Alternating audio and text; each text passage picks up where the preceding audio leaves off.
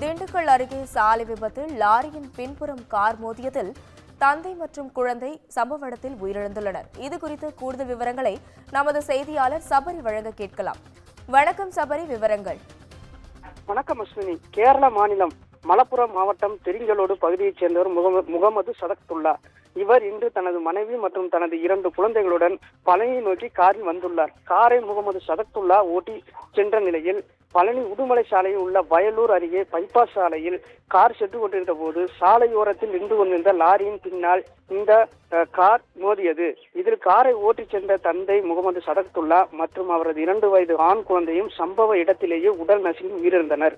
தகவல் அறிந்து சம்பவ இடத்திற்கு விரைந்து வந்த சாமிநாதபுரம் போலீசார் லாரியில் சிக்கியிருந்த காரை கிரேன் மூலம் பிரித்து காரில் உயிருக்கு போராடிய தாய் மற்றும் அவரது பெண் குழந்தை ஆகிய இருவரையும் மீட்டு உடுமலை அரசு மருத்துவமனைக்கு சிகிச்சைக்காக கொண்டு சென்றுள்ளனர்.